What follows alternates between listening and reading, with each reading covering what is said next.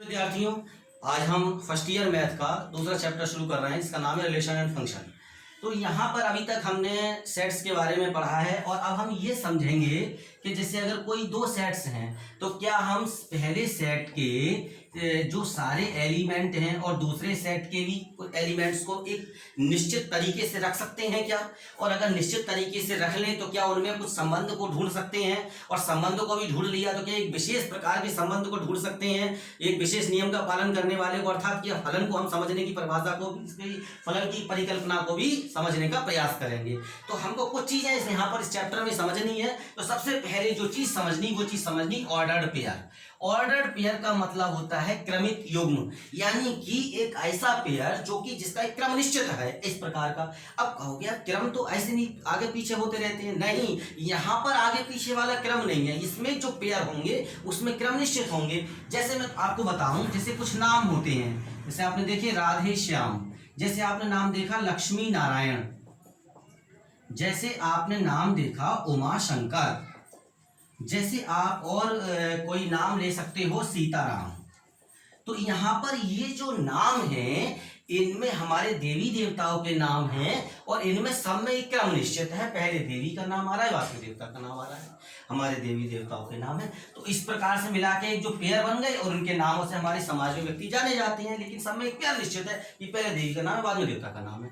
तो अब यहाँ पर क्या मतलब है कि अगर हम कोई सेट्स को पेयर सेट्स के पेयर्स मतलब बनाए और इस प्रकार बनाए कि पेयर का जो फर्स्ट एलिमेंट है वो सेट ए से आता हो, सेकंड एलिमेंट सेट बी से आता हो और कड़ाई से इस नियम का पालन करता हो, तो फिर वो जो पेयर कहलाएंगे वो ऑर्डर्ड पेयर होंगे।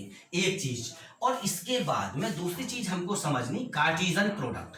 अब दूसरा जो शब्द है वो कार्टेशियन प्रोडक्ट है। तो कार्टेशियन प्रोडक्ट क्या है? हिंदी में इसको कहते हैं हिंदी में कहते हैं कार्तीय गुणनफल। तो अगर कोई दो संख्याएं, दो सेट हैं ए और बी, कोई दो सेट हैं ए और बी, तो उनके मान लो अगर ए बी इस प्रकार से बनाए, पेयर बना दिए कि ए जो है, जो फर्स्ट एलिमेंट है, जो पेयर का फर्स्ट एलिमेंट है वो सेट ए को बिलोंग करे और जो सेट बी है वो सेट बी को बिलोंग करे। तो इस प्रकार के अगर सारे ऑर्डर्ड पेयर ले लिए जाएं तो उनका जो सेट बनता है वो कार्टेशियन प्रोडक्ट कहलाता है। ये है बेसिक चीज, इस पर आधारित हम अगली पहली एक्सरसाइज करते हैं। एक्सरसाइज 2.1 है, पहला क्वेश्चन है और इसमें दो ये ऑर्डर्ड पेयर हैं और ये बराबर दिखाए हुए हैं। ऑर्डर्ड पेयर के बारे में आप समझ लें, कोई भी अगर दो पेयर की हम तुलना करें ऑर्डर्ड पेयर की, और वो दोनों बराबर तभी होते हैं जब पहला एलिमेंट पहले एलिमेंट के बराबर हो, दूसरा एलिमेंट दूसरे के बराबर हो। और यहाँ पर अब बराबर दे रखे हैं, इसका मतलब इस वाले ऑर्डर्ड पेयर का जो फर्स्ट एलिमेंट है ये इस दूसरे वाले ऑर्डर्ड पेयर जिससे कंपैरिजन करते हुए इसको बराबर दिखाया गया, इसके इक्वल होगा। तो इसका मतलब हम लिख दें दोनों ओर तुलना करने पर, कंपैरिजन ऑन बोथ साइड, दोनों ओर तुलना करने पर x/3 + 1 = 5/3। तो x/3 = 5/3 - 1, x/3 = 3 एलसीएम लिया, 5 - 3, 3 से 3 कैंसिल हो गया, x = 2 हो गया। दूसरी ओर तुलना किया मैंने, तो जो इस वाले ऑर्डर पेयर का सेकंड एलिमेंट है वो है, इसका सेकंड एलिमेंट ये है 1/3, तो ये दूसरे के बराबर होगा। तो y - 2/3 = 1/3, तो y = 1/3 + 2/3 और ये y = लिखा जा सकता है 3/3, तो y = 1। तो इस प्रकार से ये x और y की वैल्यू निकाल सकते हैं हम। दूसरा सवाल है, इसमें लिखा है यदि समुच्चय ए में 3 अवयव हैं, कुछ समुच्चय ए है और उसमें अवयवों की संख्या 3 है, तो कैसे लिखेंगे? ऐसे लिखेंगे, पीछे सीख चुके हैं आप। और समुच्चय बी बराबर 3, 4, 5, तो इसका मतलब समुच्चय बी में अवयवों की संख्या कितनी हो गई? कैसे लिखेंगे? समुच्चय बी में अवयवों की संख्या ये भी 3 हो गई, 1 2 3।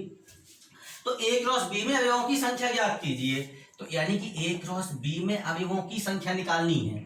इसके लिए फॉर्मूला क्या होता है? Na cross b = Na × Nb, यानी कि ए और बी के कार्टेशियन प्रोडक्ट में अवयवों की संख्या निकालनी है। तो सेट ए में अवयवों की संख्या और सेट बी में अवयवों की संख्या की गुणा कर दो, जितना आएगा वो।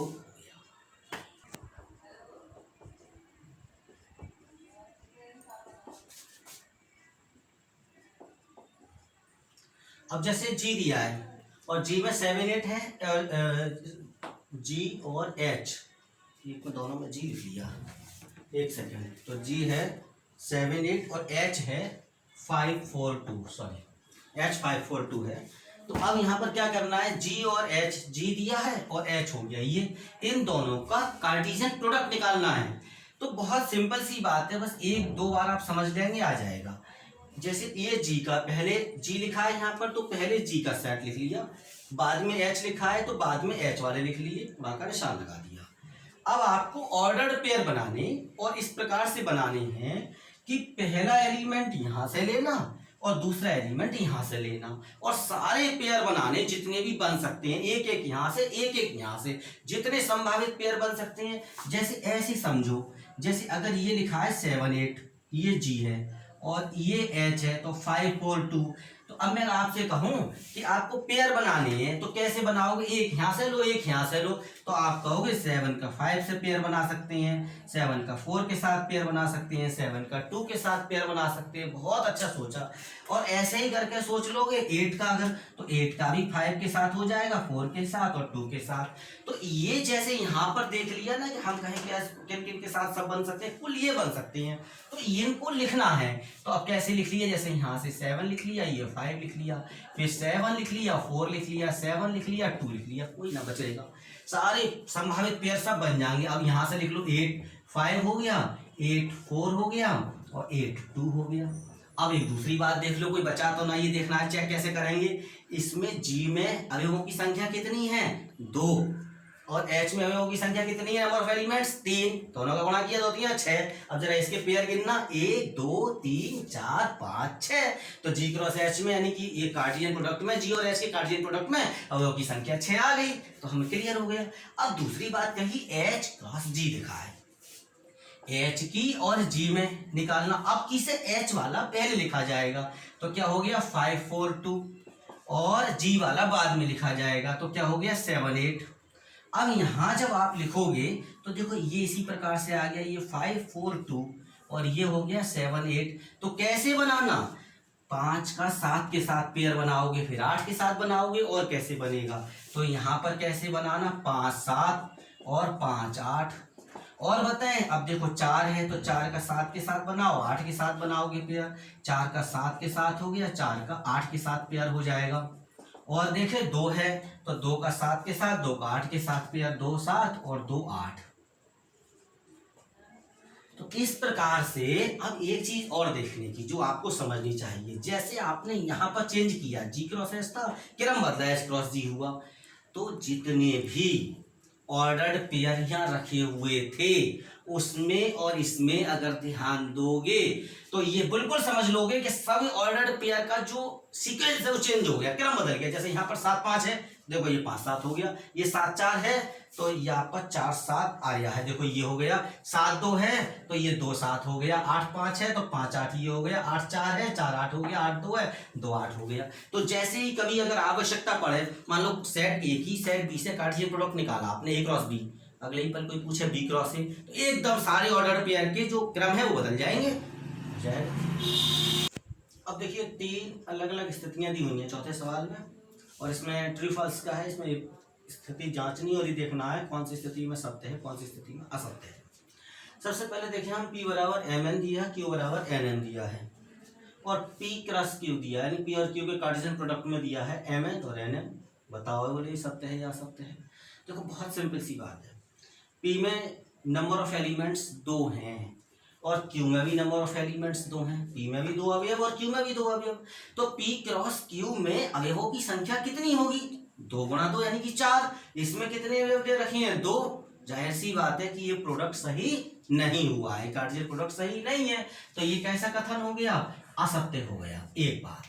अब दूसरी बात देखते हैं, यदि A और B अरिक्त समुच्चय, कोई नॉन एम्प्टी सेट है, और कैसे हैं कि A क्रॉस B क्रमिक युग्मों x y का एक अरिक्त समुच्चय है, इस प्रकार है कि x A को बिलोंग करता है, बिल्कुल सही है, और y B को बिलोंग करता है, तो हम ऐसे ही तो लिखते हैं A क्रॉस B बराबर, अगर हमने इसको लिख के दिखाया था x y है, किस प्रकार है कि x जो है वो सेट A में होता है और y सेट B में होता है, तो ये बिल्कुल सही है। अगर उल्टा लिखा हुआ होता तो हम कहते हैं सत्य है, तो ये कथन जो है वो सत्य है। तीसरा वाला हम देखते हैं, A ये है 1 2 और B में है 3 4। अब यहाँ पर क्या हुआ, बोले ये सिद्ध करो A क्रॉस और B और फाई का इंटरसेक्शन लिया गया और फिर कितना आ रहा है, इसका क्रॉस प्रोडक्ट फाई आ रहा है। मतलब देखो एक बात है, हम कैसे करेंगे, हम अगर बी का और फाई का, बी क्या है, ये है 3 4 और फाई है रिक्त समुच्चय, अर्थात ऐसा समुच्चय जिसमें कोई अवयव ना हो, और ये इंटरसेक्शन का चिन्ह है, पीछे सब आपका पढ़ा हुआ है, यानी कि इसमें सेट बी में और रिक्त समुच्चय में कॉमन देखना है, क्या होगा, तो कुछ कॉमन नहीं होगा। इसका मतलब ये हो गया कि बी इंटरसेक्शन फाई क्या देगा, फाई देगा, अर्थात रिक्त समुच्चय देगा। फिर हम ये जानते हैं कि देखो, ये आज नहीं जानते, समझ लें कि कोई भी सेट दिया है और अगर हम उसका रिक्त समुच्चय के साथ में कार्टेशियन प्रोडक्ट लेंगे तो हमेशा फाई आता है, क्योंकि कुछ बनेगा ही नहीं दूसरे। भाई पेयर का मतलब क्या है, एक यहां से लेना पहला एलिमेंट, दूसरा एलिमेंट दूसरे सेट से लेना, तो पहले एलिमेंट तो सेट से ले लेंगे, दूसरे एलिमेंट में लेंगे कहां से, इसमें तो कोई है ही नहीं, इसलिए जो बनेगा वो कैसा होगा, फाई होगा। ये हो गया, सत्य हो गया। सेट ए दिया है -1 1 और अब की 3 बार ले लिया कार्टेशियन प्रोडक्ट है, ठीक है। तो कैसे करना, देखो पहले हमें 2 बार करना, समझ लें पहले कैसे किया जाता है, और -1 1, तो हम यहाँ पर पेयर कैसे बनाएंगे, -1 का -1 के साथ में पेयर बनाए, फिर -1 का 1 के साथ पेयर बना लो, ऑर्डर पेयर हो गया। फिर हम देखते हैं 1 का -1 के साथ पेयर बनाया और फिर 1 का पेयर फिर 1 के साथ ले लिया, इस प्रकार से ये हुआ। अब यहाँ पे तुम्हें लेना A क्रॉस A, तो तुम क्या काम करो, ये -1 -1 फिर -1 1 फिर 1 लिखो और -1 फिर 1 1 ये लिखा, और यहाँ पर क्या लिख लो, 1 -1 1, ऐसे करके लिख लिया। अब क्या करना, एक एक पेयर उठाते जाओ, जैसे हमने लिखा मान लो -1 -1, अब हम इस पेयर में एक यहाँ से डालेंगे, तो क्या डाला, -1, ऐसे ही अब हमने दूसरा पेयर लिया -1 1, एक वहां से लेंगे तो -1, तीसरा वाला लिया 1 -1, एक वहां से ले लिया -1 1 1 और फिर -1, इस प्रकार से। अब फिर ये वाला पेयर लिया -1 -1 और सेकंड एलिमेंट वहां से ले लिया 1, ये 1 उठा लिया, -1 1 1 हो गया, फिर ऐसी 1 -1 1 हो जाएगा, 1 1 और 1, तो इस प्रकार से ये रिक्त हो जाता है। इस सवाल में ए और बी का कार्टेशियन प्रोडक्ट दिया हुआ है और सेट ए और सेट बी के एलिमेंट्स निकलवाए हैं।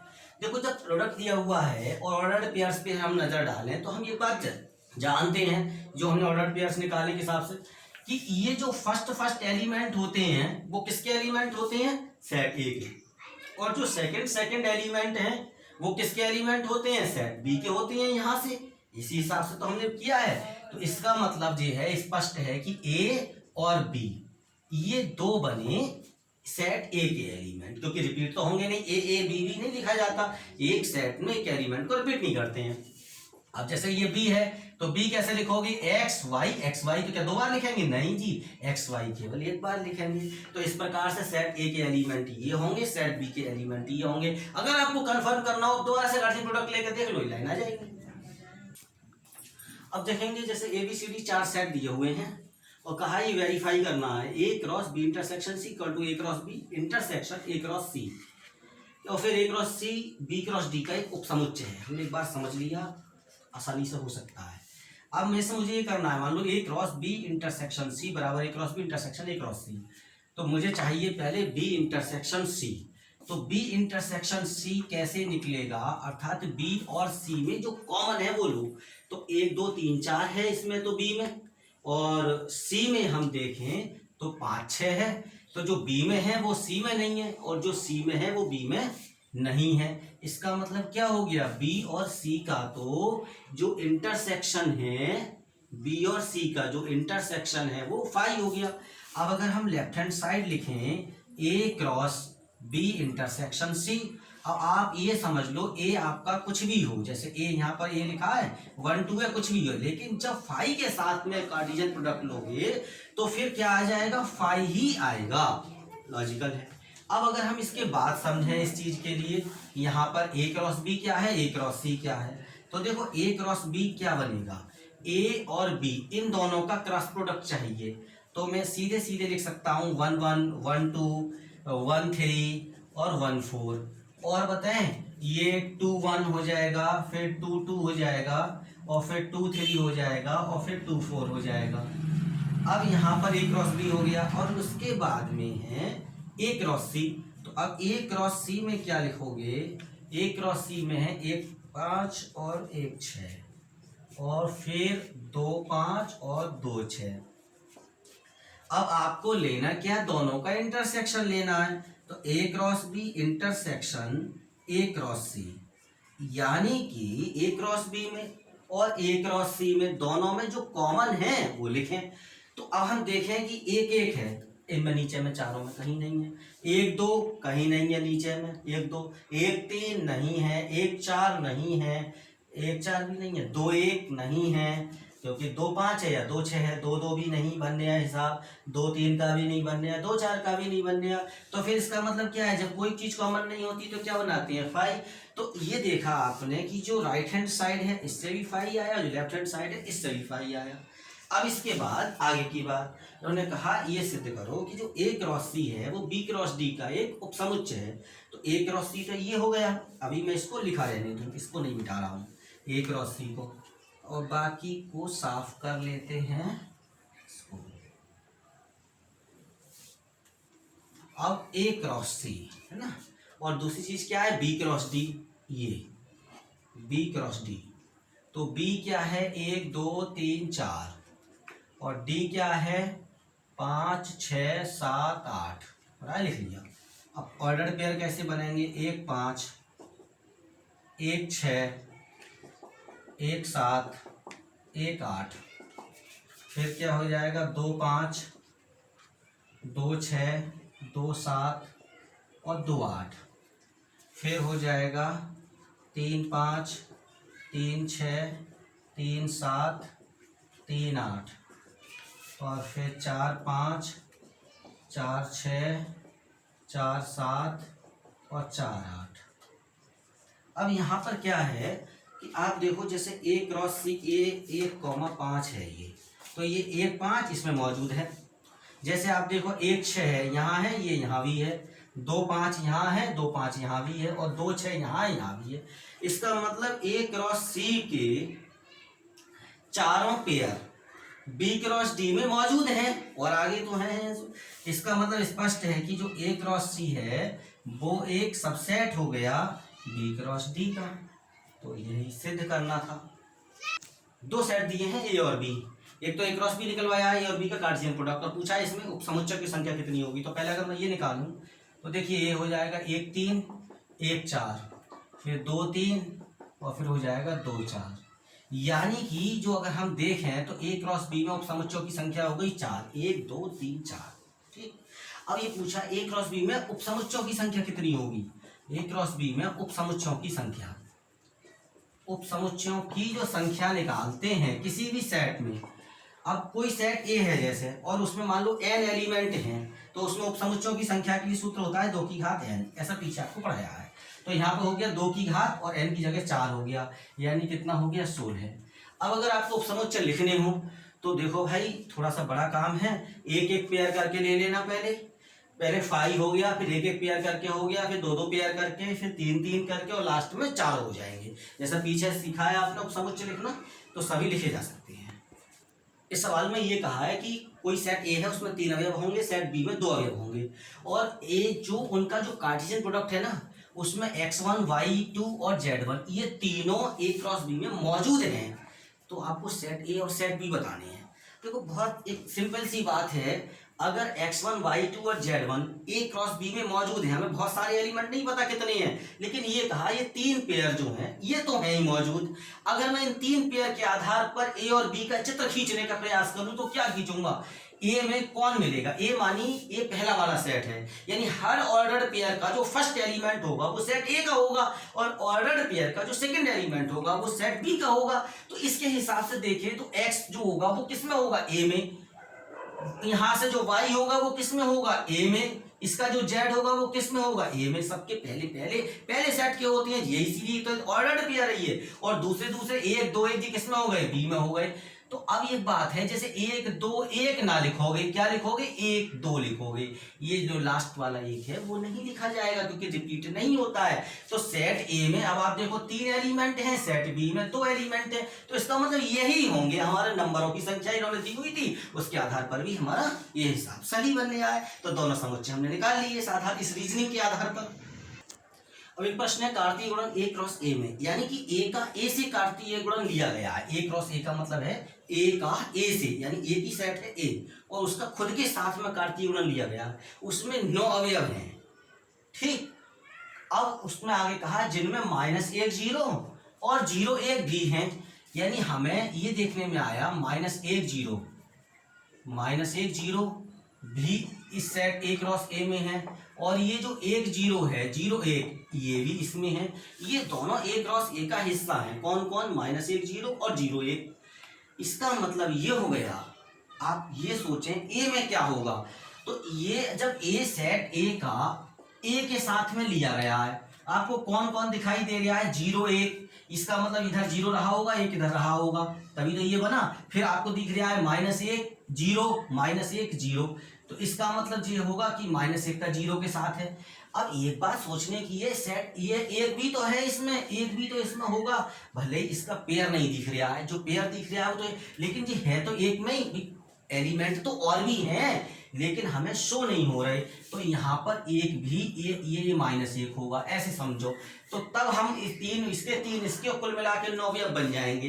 तो यानी कि जो सेट ए के जो एलिमेंट होंगे वो बन रहे हैं 0 1 और -1, ये सेट ए के एलिमेंट बन रहे हैं। अब अगर मान लो आपको निकालना है ए क्रॉस ए के शेष अवयव, तो पहले मैं ए क्रॉस ए निकालूंगा, तो 0 1 -1 और फिर लिख लूंगा मैं 0 1 -1।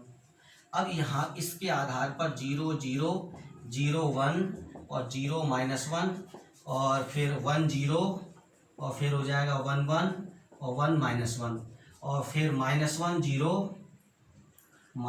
0 और ये हो जाएगा -1 1 और ये हो जाएगा -1 -1।